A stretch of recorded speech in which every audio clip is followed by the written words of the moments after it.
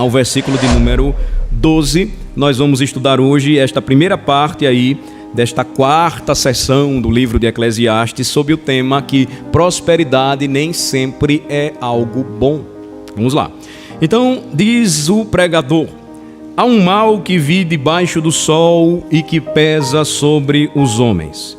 O homem a quem Deus conferiu riquezas, bens e honra, e nada lhe falta de tudo quanto a sua alma deseja, mas Deus não lhe concede que disso coma. Antes, o estranho o come. Também isto é vaidade e grave aflição.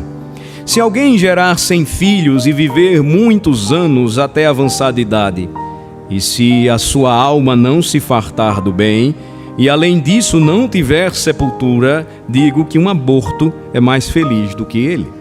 Pois debalde vem o aborto, e em trevas se vai, e de trevas se cobre o seu nome. Não viu o sol, nada conhece.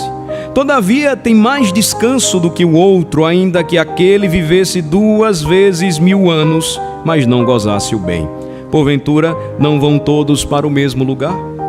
Todo o trabalho do homem é para a sua boca, e contudo nunca se satisfaz o seu apetite. Pois que vantagem tem o sábio sobre o tolo, ou o pobre que sabe andar perante os vivos? Melhor é a vista dos olhos do que o andar ocioso da cobiça. Também isto é vaidade e correr atrás do vento. A tudo quanto há de vir já se lhe deu o nome, e sabe-se o que é o homem e que não pode contender com quem é mais forte do que ele. É certo que há muitas coisas que só aumentam a vaidade, mas que aproveita isto ao homem? Pois quem sabe o que é bom para o homem durante os poucos dias da sua vida de vaidade, os quais gasta como sombra? Quem pode declarar ao homem o que será depois dele debaixo do sol? Então, mais uma vez, Salomão nos apresenta uma objeção comum da parte dos homens, só que ele traz uma resposta pertinente. E lembrem-se sempre do fio de toda essa tecelagem da providência divina, que liga todos os argumentos e respostas às objeções humanas levantadas contra Deus na história, e que Salomão procura respondê-las todas à luz da Escritura. Os limites, segundo Salomão, no capítulo 6, da prosperidade são estabelecidos por Deus.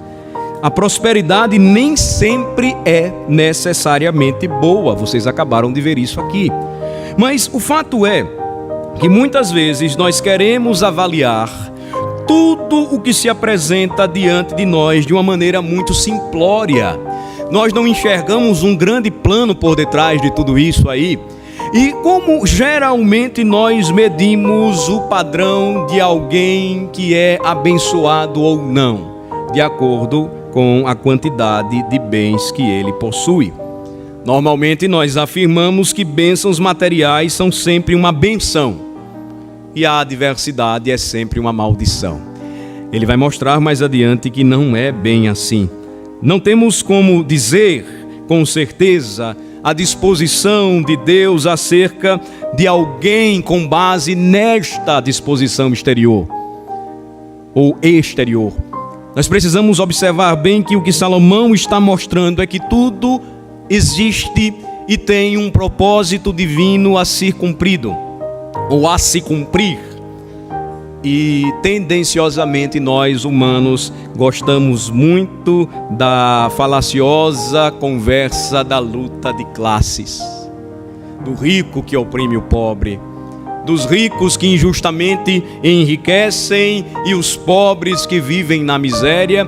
E quando nós tentamos apresentar-lhes a Deus ou apresentar o Senhor para eles, a consequente resposta é: o Deus de vocês é injusto, porque como pode Ele permitir que alguns se beneficiem e outros não? A nossa balança, então, para medir estas coisas, ela não é a mais adequada, segundo Salomão. Todos conhecemos o homem que tem tudo. Salomão o descreve aqui. Muitas vezes Deus concede ao homem bênçãos exteriores em profusão, ou seja, abundantemente. Mas a grande verdade, irmãos, é que por vezes a estes que têm com muita abundância, falta-lhes um dom divino. Me permitam usar aqui uma metáfora para tentar fazê-los entender o que Salomão quis pretender, ou o que ele quis dizer aqui no início do capítulo 6. Muitas vezes, Deus concede a determinados homens uma profusão de riquezas, mas lhes falta as papilas gustativas. Elas são importantes para que nós sintamos o gosto do vinho, o gosto do café, o gosto doce, o gosto salgado, o sabor. Do que adianta o homem ter tantas coisas e não ter as papilas gustativas para experimentá-las? Do que adianta o homem possuir bens sobejamente e não receber do Senhor o dom de poder se deleitar em todas estas coisas, sabendo que são presentes de Deus? Então, esta é uma amarga aflição da parte do Senhor. Observem versículos de 1 a 6. Há um mal que vi debaixo do sol e que pesa sobre os homens. Há uma adversidade, diz também a língua hebraica, que vi debaixo do sol e que pesa sobre os homens. Qual seja o homem a quem Deus conferiu riquezas, bens e honra, e nada lhe falta de tudo quanto a sua alma deseja, mas Deus não lhe concede que disso coma. Ele não tem as papilas gustativas espirituais. Deus não lhe concede isso. Antes vem o estranho e come. E o Senhor então diz também: isto é vaidade e grave aflição. Talvez você não tenha acompanhado a explicação inicial em Eclesiastes sobre o sentido da palavra vaidade. Às vezes nós temos a tendência a acreditar que o indivíduo vaidoso é o indivíduo metido. Na língua hebraica, o vaidoso aqui, ou a vaidade aqui, a expressão é: isso é vapor, névoa, neblina, passa, se dissipa. Correr atrás do vento. Há homens que recebem muito do Senhor, mas não podem desfrutar na presença de Deus de tudo isso. Conclui então o pregador no final do versículo 2: também isto é vaidade e grave aflição. Deus pode afligir um homem extremamente rico, fazendo não gozar da sua riqueza. A gente não atina para isso.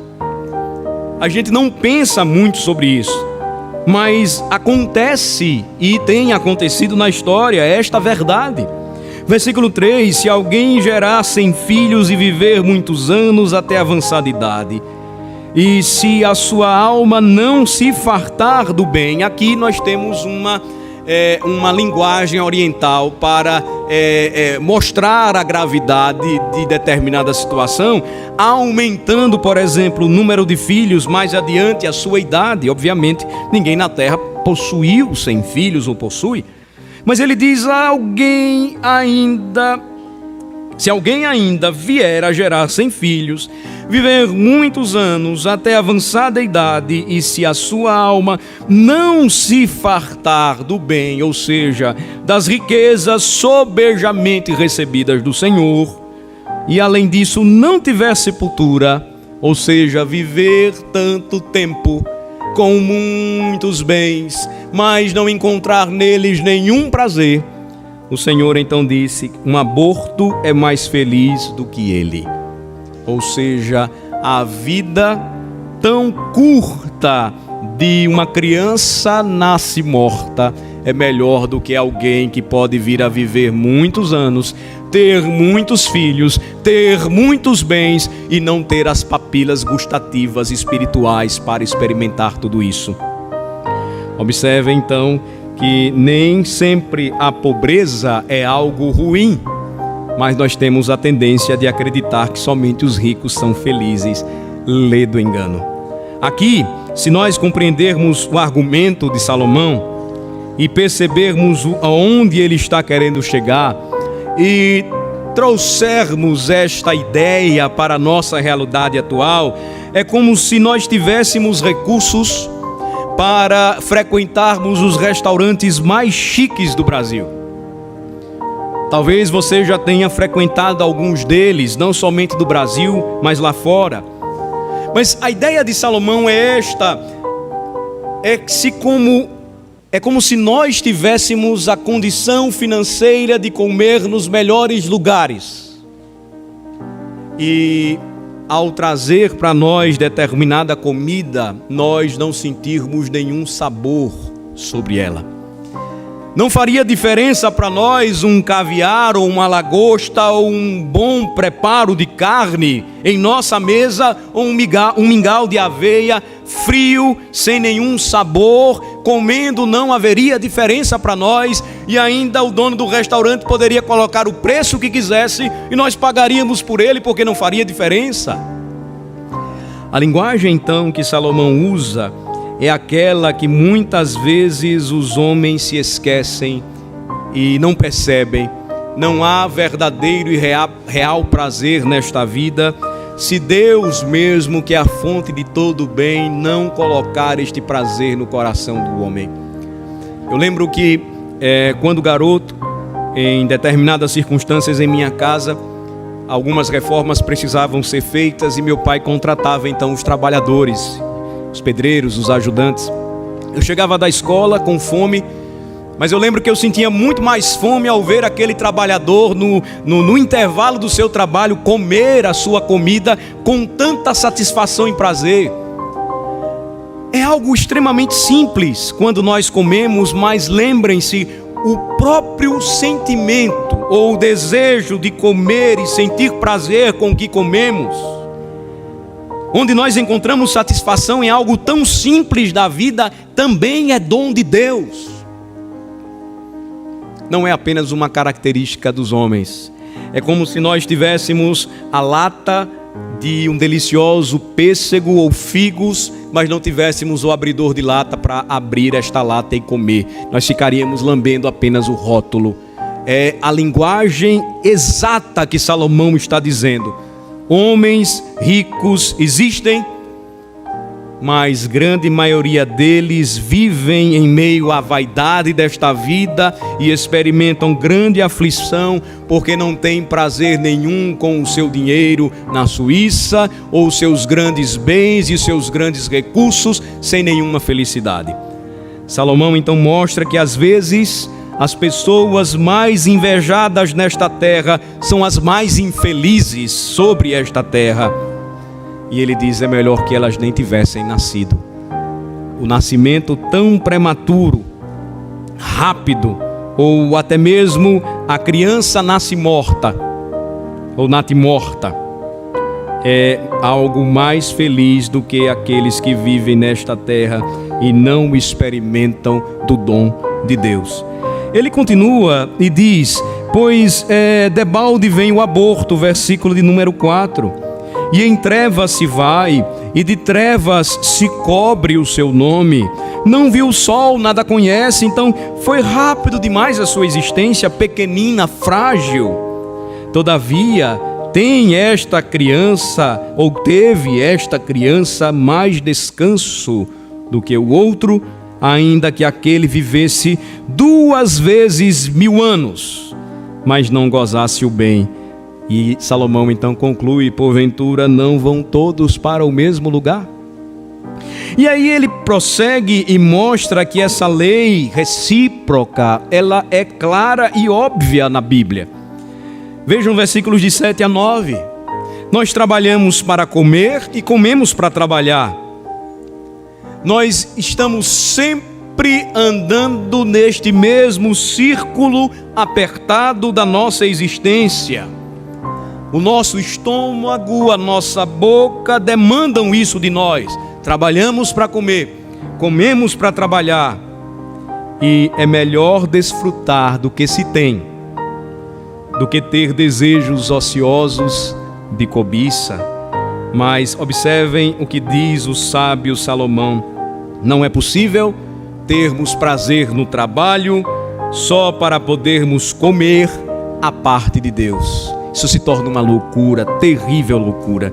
Versículo 7: todo o trabalho do homem é para a sua boca, e contudo nunca se satisfaz o seu apetite. Pois que vantagem tem o sábio sobre o tolo? Ou o pobre que sabe andar perante os vivos? Melhor é a vista dos olhos do que o andar ocioso da cobiça. Também isto é vaidade e correr atrás do vento. A parte do dom de Deus, quanto mais lutamos contra a nossa condição, mais a nossa vaidade aumenta. A cobiça ociosa não tem nenhum valor, mas o pobre que recebe o dom de Deus para que diariamente, com o suor do seu trabalho, possa ir na panificadora e comprar apenas os seus 3, 4 ou 5 pães e comer em casa com a sua esposa e filhos, agradecido a Deus, é muito mais feliz do que homens que têm coleção de carros, coleção de casas, coleção até mesmo de mulheres. Aos olhos de Deus, é como se eles fossem impotentes diante de uma mulher muito bonita. Eles não podem fazer nada. Não há verdadeira alegria e plena satisfação e grande prazer, porque este é um dom de Deus. Então, irmãos, observem como Salomão vai lidando com esta questão e vai encaixando bem situações que por vezes nós experimentamos diariamente. Porque se Deus não concede para nós, seus filhos, a capacidade do deleite, então nunca estaremos saciados e plenamente contentes. Observem comigo, marquem Eclesiastes 6 e vamos fazer aqui uma visita ao Novo Testamento, uma passagem conhecida que encerra a carta aos Hebreus, capítulo 13. Viver contente ou estar contente é dom e graça divinas. Então, é curioso quando nós às vezes falamos assim, né? Ah, mas eu sou um cara muito tranquilo, eu sou um cara muito satisfeito. Olha, sabe qual é o meu dom? Meu dom é não reclamar de nada. Você realmente, ou a sua característica, né? Sabe qual é a minha qualidade, né? Não é reclamar de nada, eu estou sempre tranquilo, eu estou sempre na boa, tudo vai bem para mim. Não é qualidade sua, é dom de Deus. E você deveria ser agradecido a Deus por isso. Porque a grande verdade é que a maioria dos homens no mundo não vivem felizes com o que têm. Não estão satisfeitos com nada que recebem do Senhor. Mas eles querem sempre mais e mais. E observem que a vaidade ela aumenta cada vez mais quando nós não entendemos o que o Senhor nos ensina a respeito do contentamento. Hebreus 13, versículos de 5 e 6. Versículos 5 e 6 de Hebreus 13. Na realidade, o autor aqui da carta, ele recorre ao Novo Testamento, passagens de Deuteronômio e de Josué, para nos mostrar, também passagens do Salmo, para nos mostrar como nós devemos viver contentes e satisfeitos em Deus. Vamos ler juntos os versículos 5 e 6? Seja a vossa vida sem avareza, contentai-vos com as coisas que tendes, porque ele tem dito, de maneira alguma te deixarei, nunca jamais te abandonarei. Assim afirmemos confiantemente, o Senhor é o meu auxílio, não temerei, que me poderá fazer o homem? Então, todos nós estamos debaixo da mão de Deus. O homem não consegue escapar dessa condição. Quando você observa as palavras do sábio, ele diz, a tudo quanto há de vir, já se lhe deu o nome. Ou seja, o homem já recebeu o seu nome e a todas as coisas o Senhor já deu nome. E sabe-se o que é o homem ou quem o homem é. E que não pode contender com quem é mais forte do que ele.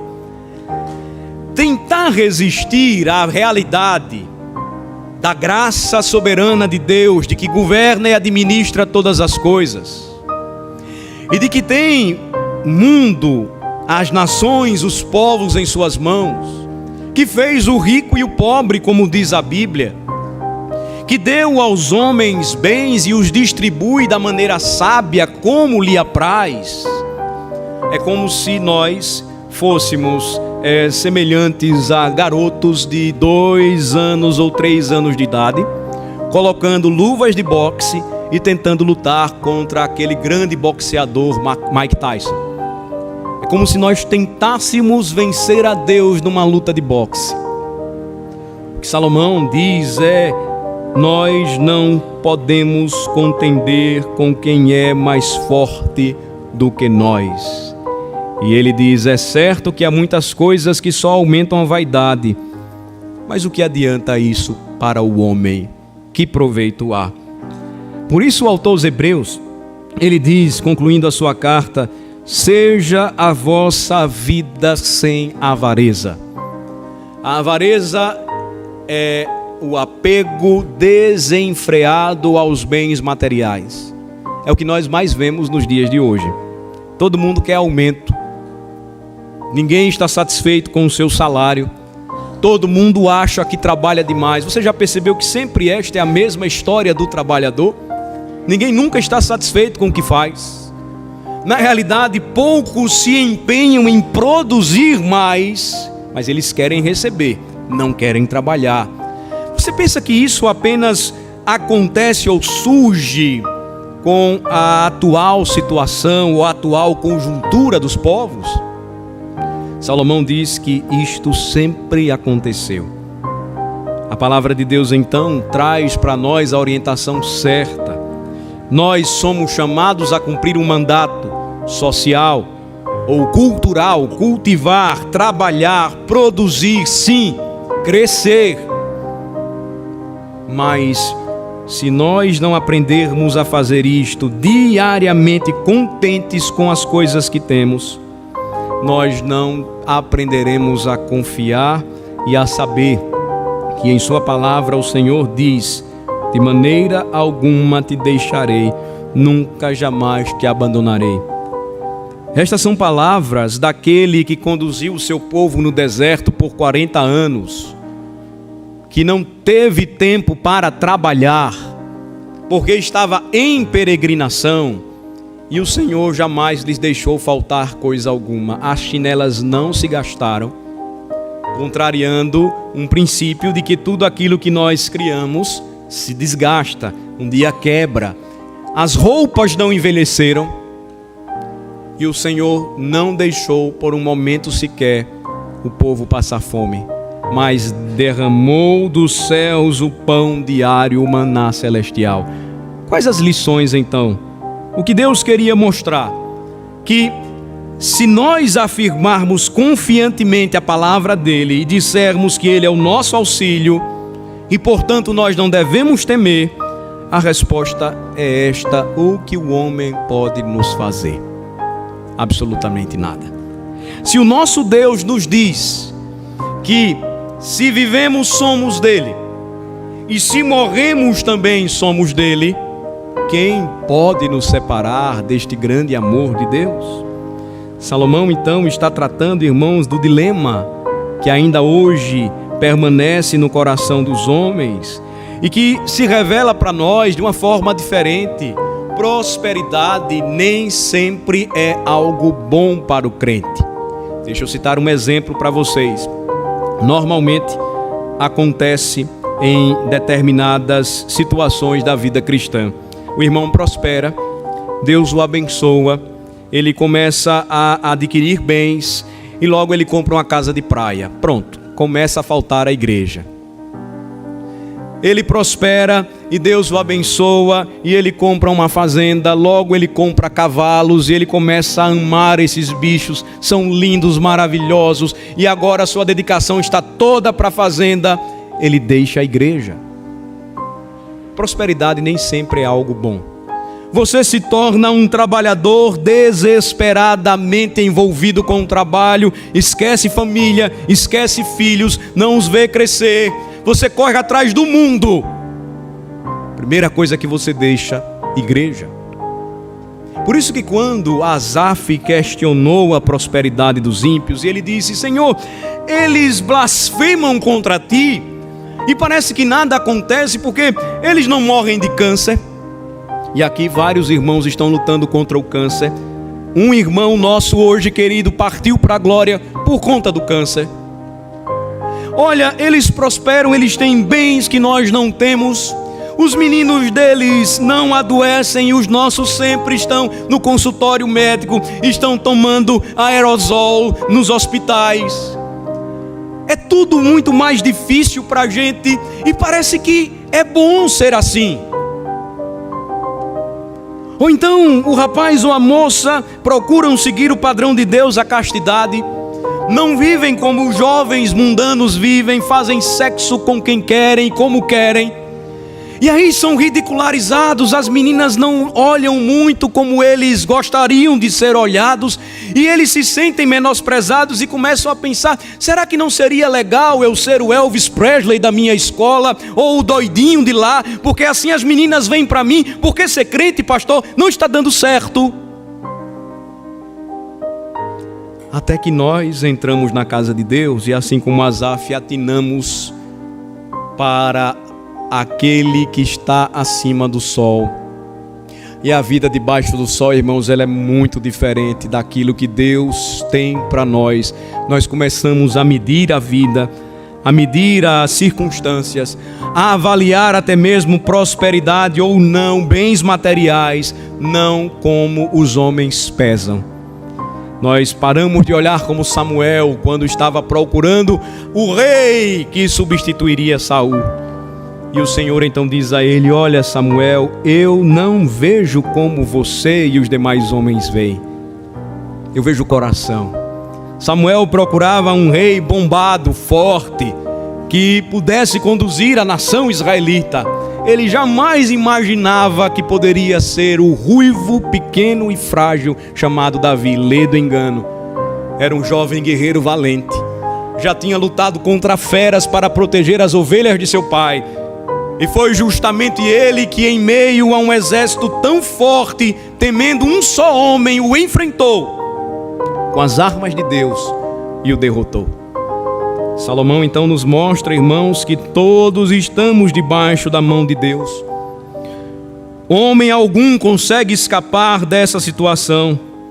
O que o homem é, já se lhe deu o nome. O homem tem braços curtos demais para tentar lutar contra Deus.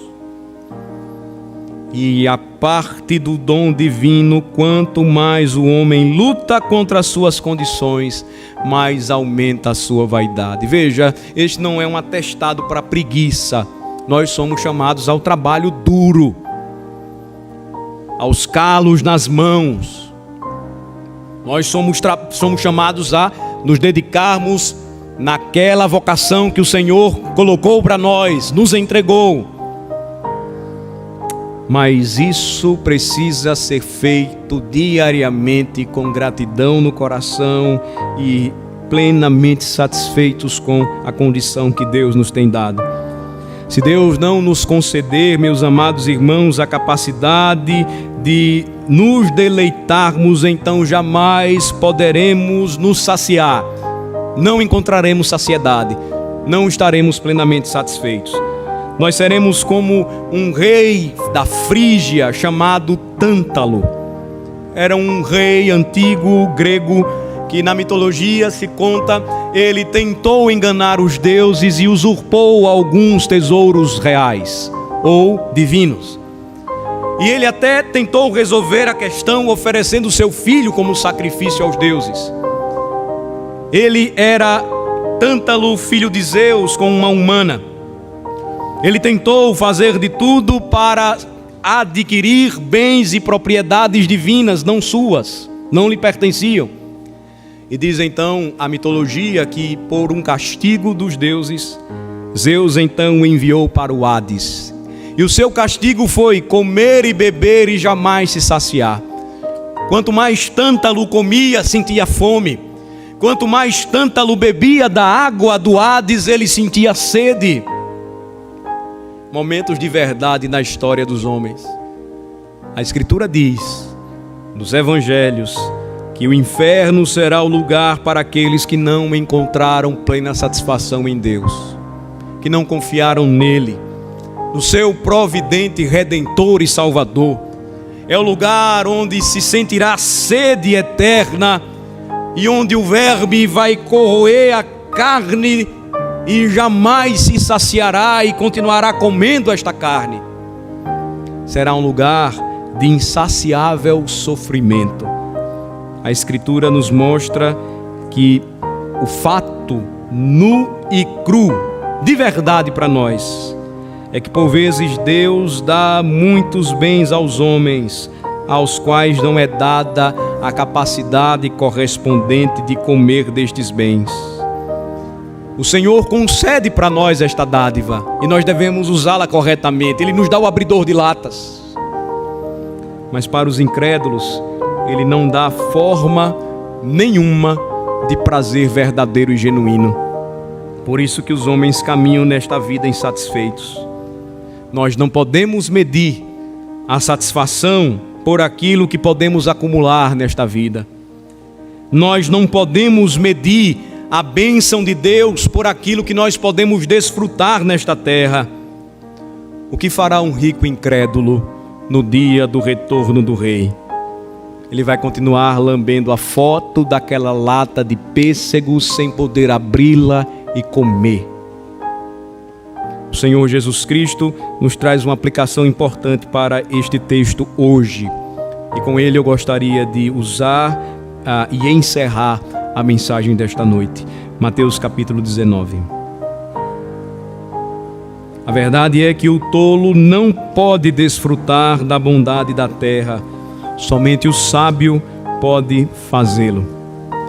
Mas não por causa de qualquer sabedoria inerente a ele. Mas lembre-se, o sábio é um recipiente da graça de Deus, da dádiva de Deus. Mateus 19, do versículo 23 em diante.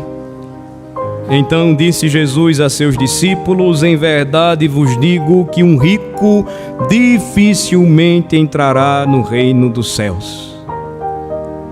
E ainda vos digo que é mais fácil passar um camelo pelo fundo de uma agulha do que entrar um rico no reino de Deus.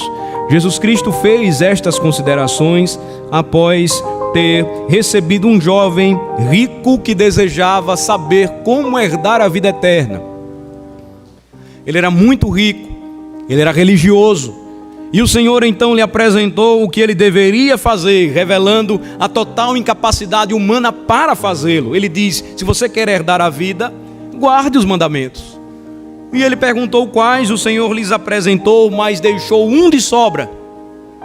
E ele então disse: eu tenho, Senhor, observado todos eles desde o meu nascimento.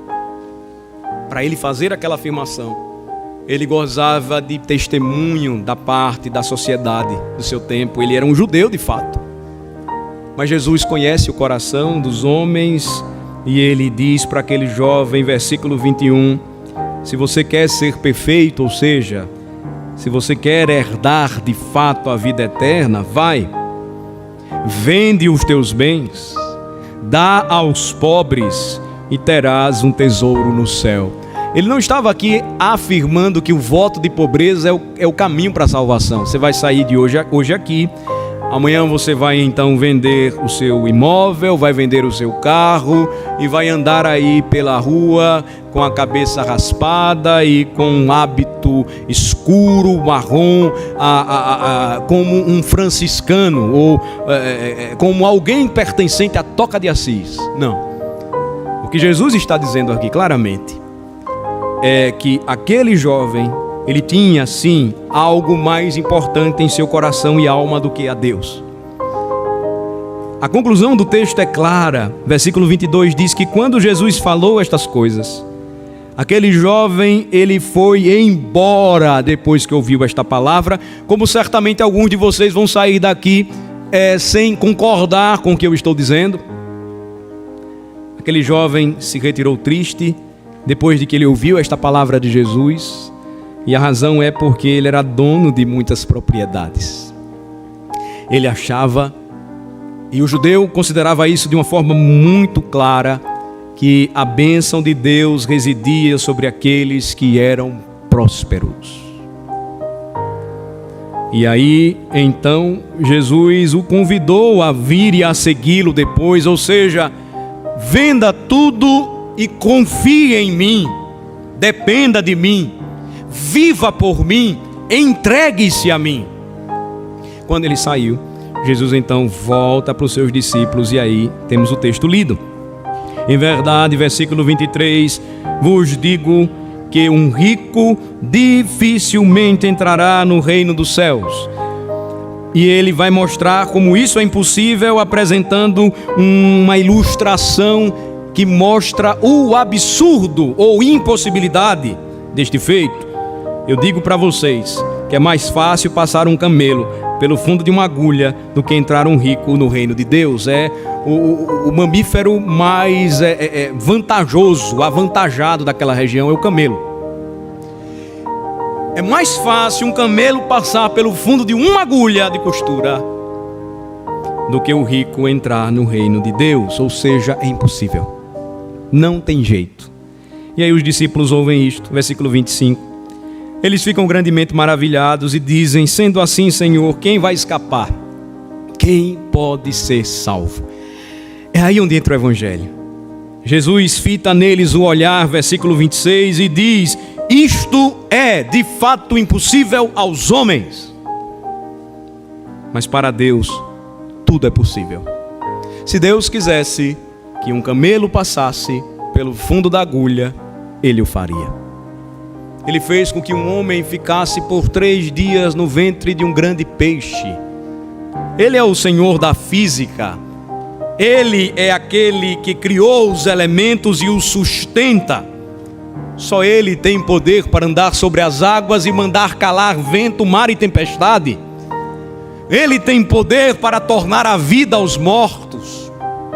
Ele é o único que tem poder para fazer com que o homem se torne agora recipiente do dom divino e encontre verdadeiramente pleno prazer nele. Observem, irmãos, que o Evangelho fala a respeito de algo muito mais sério do que o que infelizmente hoje se tem sido anunciado e pregado como se fosse Evangelho. Você é feliz se você não adoece, dizem os falsos pregadores. Se você tem a bênção de Deus, você não adoece, porque crente não pode adoecer. Você é feliz se você é rico, porque o crente não foi feito para andar na miséria, porque o seu Deus é o dono da prata e do ouro. Você é feliz se você prospera, porque você dá testemunho de que o seu Senhor é dono de tudo. De fato, este não é o cerne do Evangelho. O cerne do Evangelho é que Cristo Jesus torna a impossibilidade humana possível, quando faz com que homens como nós, que buscam satisfação nos prazeres desta vida, que acham que o verdadeiro sucesso e felicidade reside nos bens desta terra, deixem tudo e agora o sigam para sempre. Essa é a diferença, ou nisto reside a diferença. Você vai entender que nem sempre a enfermidade, a doença ou a adversidade é ruim. Você vai aprender com ele que todas as coisas cooperam para o bem daqueles que amam a Deus.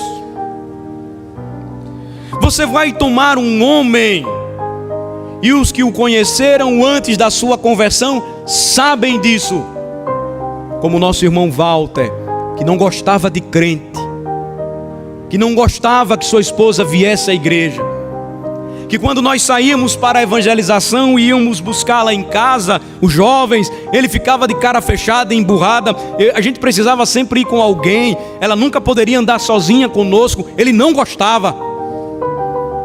Este homem começou a vir para a igreja, ele começou a ouvir o Evangelho, ele creu em Cristo e foi salvo pela graça. Ele o confessou e foi batizado. A adversidade sempre fez parte da vida do casal.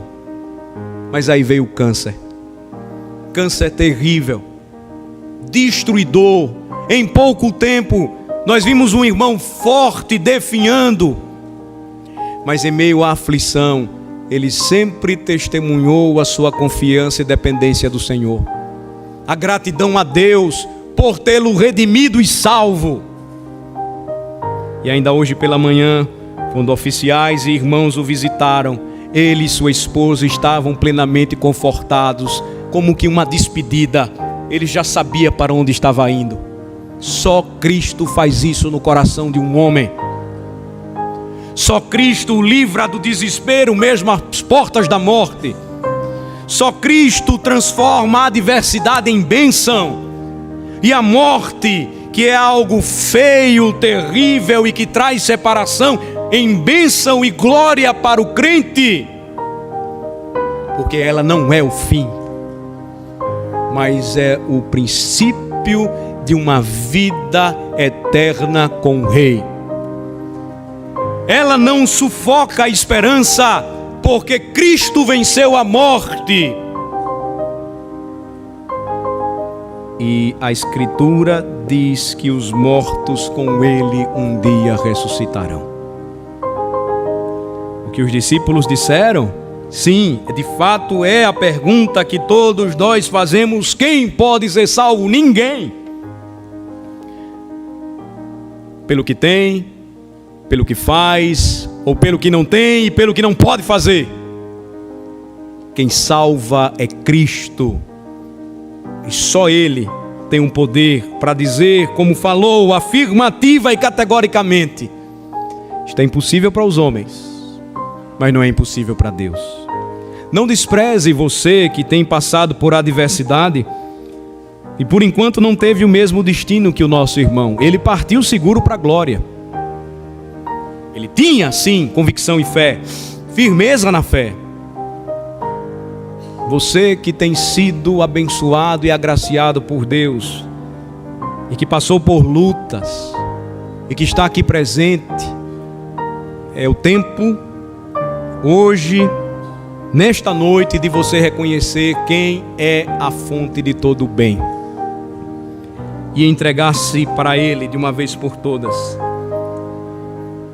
para que você não sofra eternamente no inferno de Tântalo, insaciável, onde você não terá mais oportunidade de se arrepender e crer.